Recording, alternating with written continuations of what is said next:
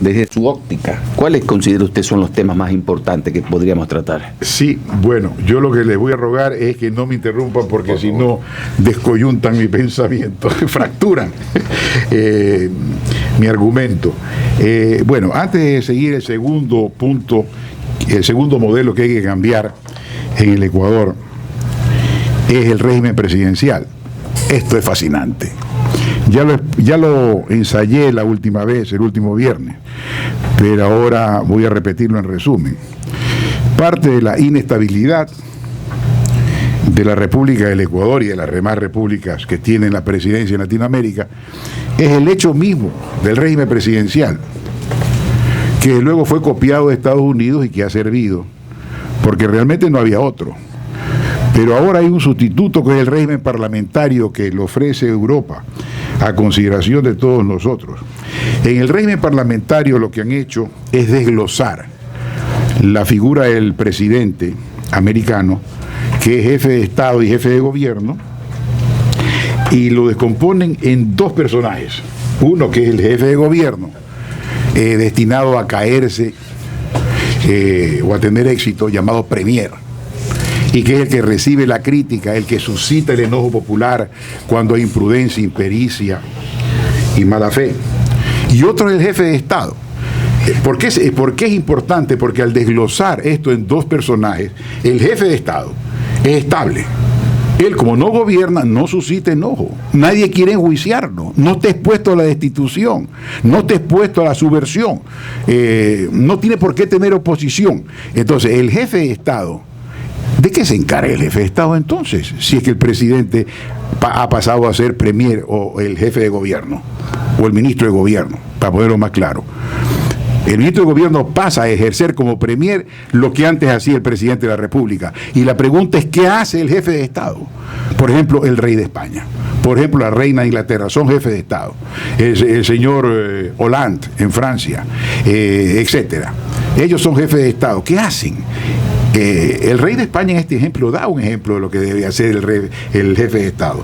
En este Estado él está conciliando entre los partidos políticos. Ese es el primer deber del jefe de Estado, un deber vital. Esa función de conciliar a los poderes o resolver los conflictos de poderes lo ha tenido aquí el Tribunal de Garantías Constitucionales, actualmente la Corte Constitucional. Pero en ese momento histórico, un régimen parlamentario lo tiene una sola persona, con mayor eficacia y quizás talento, depende de las circunstancias. Entonces el jefe de Estado español en este momento concilia entre los partidos en la convulsión de España, a la cual me voy a referir después de un instante. Entonces, ¿qué más hace el jefe de Estado? El jefe de Estado es el representante legal de la respectiva república o Estado. Obama pasa a ser el representante legal. Quien quiera demandar a Estados Unidos tiene que mandarlo a Obama. Quien tiene que demandar al Ecuador, pues demanda al jefe de Estado ecuatoriano, que no lo tenemos todavía. Hasta ahora demandan al presidente de la República que refunde estas dos funciones y por eso desequilibra al Estado, porque realmente y en resumen es un dictador.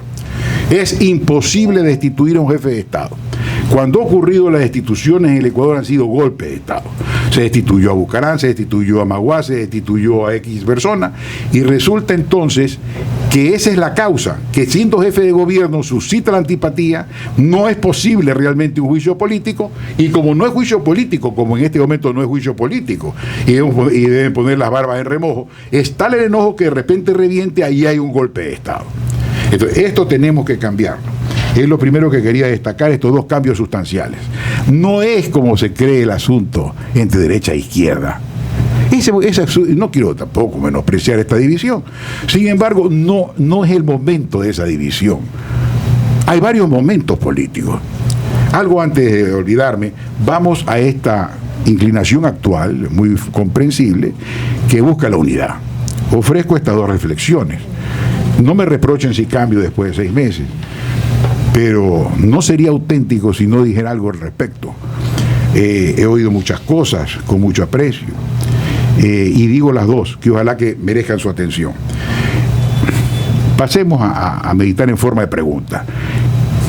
Siendo dividido el ambiente político ecuatoriano, hay múltiples corrientes, movimientos, fuerzas, partidos políticos y distintos candidatos para la presidencia.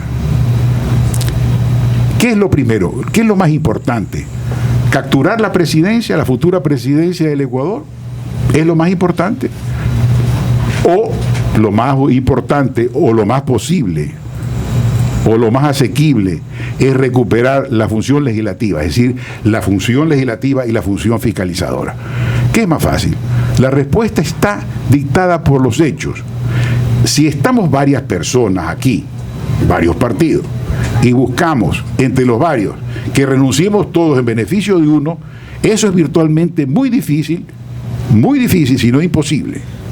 En cambio, si aquí lo que queremos es recuperar la función legislativa, como son 130 diputados, es fácil distribuir los 130 y satisfacer el apetito de todos y cada uno de nosotros. Entonces, en la medida en que satisfacemos los apetitos o las esperanzas o los méritos de todos, entonces es fácil, primero, es fácil entender por qué es que es más fácil recuperar el control de la función legislativa y fiscalizadora. Entonces, el orden dicta de que dejemos para un segundo momento la discusión sobre si quién es el candidato único a la presidencia, sabiendo que eso es lo más difícil. Entonces dejémoslo para un segundo momento, pues, si es lo más difícil. Esto lo dicta y lo impone la mecánica. Entonces, no es como dicen y hoy he oído, por ejemplo, el movimiento indígena. El movimiento indígena, quizás ellos no lo recuerdan, pero yo no lo olvido. No olvido las personas que me han hecho una distinción alguna vez en la vida. Pachacútec, en forma precisa, me mandó encantadoramente a ofrecer una diputación del Guayas alguna vez, y en mérito de eso me excusé, pero en mérito de por razones de que en ese momento estaba dedicado al periodismo, que lo ejercí 20 años ad honorem. Pero volviendo al punto, en mérito de eso, le digo al movimiento indígena que no es el momento de discutir entre derecha e izquierda en esa escena espantosa que han protagonizado hace menos de 48 horas, donde se han dicho tantas cosas. Este no es el momento de la derecha o de izquierda, yo lo comprendo. Una cosa, en homenaje a ustedes yo inventé una frase que me parece preciosa. Ocurrió con las explosiones de ceniza que coincidió con las concentraciones de ustedes en Quito. Entonces yo dije que los desfiles indígenas eran la vanguardia de la emoción popular, y se me ocurrió decir el magma popular. Entonces ustedes son el magma popular, ustedes son el volcán del pueblo, incuestionablemente son los abanderados y el cachiporrero de la marcha, quizás los únicos que estén dispuestos a morir. Pero cuidado, precisamente por eso no es el momento de que se dividan ustedes entre derecha e izquierda. ¿Por qué no dejar, y para terminar el asunto de la presidencia, por qué no dejarle al destino que facilite en la segunda vuelta la unidad? Porque la unidad la podemos hacer en la segunda vuelta. ¿Por qué nos esmeramos en que en la primera vuelta vencer al candidato oficial? No, admitamos que él va a ganar en la primera vuelta. Apartamos de eso, de lo peor. Siempre es bueno. ¿No? Y entonces admitamos que lo lógico no es pelearnos por todo y perder la función legislativa, la fiscalizadora y la presidencia por la discusión al inicio. Dejemos que se purifique, que el destino marque quiénes se van, y entonces en la segunda vuelta presidencial va a ser facilísimo la unidad y el candidato por votar por el que queda, y ahí debemos aferrarnos todos. El segundo punto, tercero, que quiero analizar es la contradicción espantosa en que otra vez incurre el presidente de la República. El presidente de la República es el señor que se ha dado el lujo de invertir más de 50 millones en el edificio de UNASUR. Allí hay un gerente de UNASUR, que es un expresidente de Colombia. Él es el secretario de UNASUR, él ha estado presente en la conferencia, en la cumbre del CELAC que acaba de reunirse en Quito.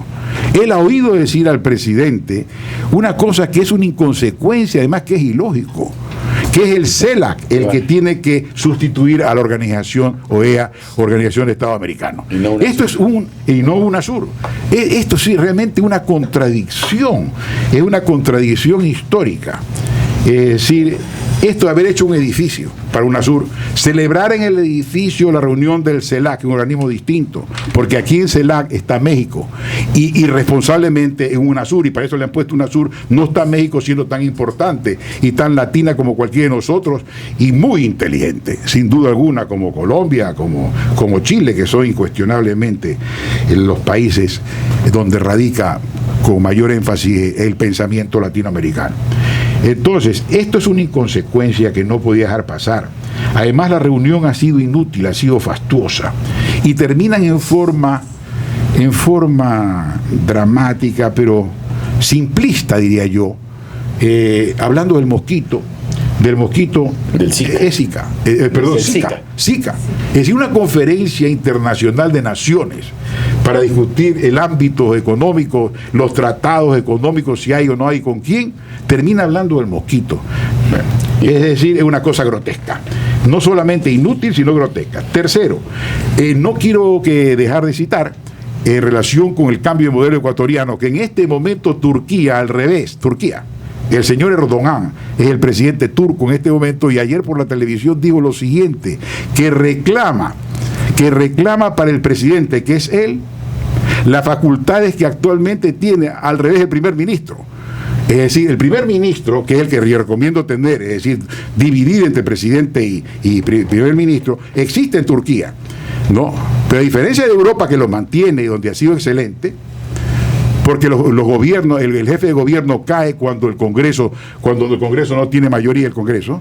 Bueno, el presidente turco ayer, que ahora no tiene mayoría en el Congreso, pues hasta ahora la tuvo, y entonces él estaba encantado de la presidencia, pero en vista de que no puede hacer lo que le da la gana, ahora quiere que el primer ministro le ceda las competencias. El discurso de ayer en Turquía.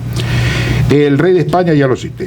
Otro punto, la renuncia del presidente de la Comisión de Relaciones Exteriores es un asunto deprimente y penoso y perjudicial para el país, porque el diputado Bustamante, además, era presidente de la Comisión de Defensa y Soberanía, de Soberanía, y da la casualidad que estaba encargada en este momento del caso de los helicópteros Drup, que son aquellos helicópteros que valieron casi tanto como el edificio de UNASUR, alrededor de 50 millones, y se cayeron como mosquitos o como chapuletes, sin ninguna explicación. Entonces ha truncado, esa investigación está trunca, y un reproche a los miembros de la comisión. Ellos, en un momento de anarquía, no se han ausentado, son ellos los que paralizaron la comisión. Ellos no tenían derecho, estimados diputados. Boicotearon. Y bellas damas, no tenían ustedes derecho a interrumpir la comisión. Es decir, es una sanción que no les correspondía a ustedes y una forma de anarquía inaceptable. Para eso hay órganos especiales que sancionan dentro del partido y en las reglas del Congreso estas actitudes cuando son procedentes. Al respecto de las cuestiones Drup, la Fiscalía debió iniciar, el Ministerio Fiscal General del Estado, un juicio penal por el asesinato del general. Este es el único país ecuatoriano a quienes le han matado un general y no sabemos quién es. Esta es una vergüenza más. Entre paréntesis, un organismo internacional respetadísimo dijo que el Ecuador se había corrompido un punto más en el último año, ¿no? Y que está tan corrompida o tan corrupto como Venezuela, ¿no? Y siendo la calificativo los buenos dentro de los primeros 10, 20 puntos, nosotros estamos en el punto 125 por allí, es decir, estamos bastante corrompidos, yo diría que hasta la médula. Bien, otro punto, he oído vociferar al señor presidente o hablar en altavoz, y estaría bien si lo hace con acierto, pero no acierta o no dice exactamente la verdad el presidente del Consejo Nacional de la Judicatura cuando celebra el nuevo Código de Procedimiento Civil. En este momento le hablo a los abogados, experiencia profesional. Primero, han mutilado el Código de Procedimiento Civil. Ya en Quito, un distinguido comentarista que escribe en el diario El Comercio mantuvo una polémica al respecto sobre otro punto de derecho, pero el que yo he descubierto es este. He descubierto que el anterior código, pues percentenariamente, reconocía las diligencias preventivas. Es decir, antes de iniciar un juicio, usted podía pedir, antes de iniciar, es para ver si cabía y procedía a iniciarlo, uno pedía una de las siguientes medidas, o la inspección judicial, o la confesión judicial. Ese artículo ha desaparecido. Y entonces, y se puede pedir, sí, pero hay que pedírsela a un juez penal. Y esta es una irregularidad, pues se trata de un asunto civil. Estamos expuestos, como ha ocurrido, que el juez penal, sorprendido porque él tampoco ha estudiado el Código de Procedimiento Civil, nos dice, ¿por qué es que me vienen a pedir a mí esta cosa? Entonces le he tenido que decir, le venimos a pedir esta cosa porque no hay a quien pedírsela, porque es una mutilación, hay otras más. La Asamblea Nacional es una irresponsable como institución, es una estampida de vacas salvajes, ¿no? Y algún toro semental que me es difícil reconocer todavía, pero es una estampida.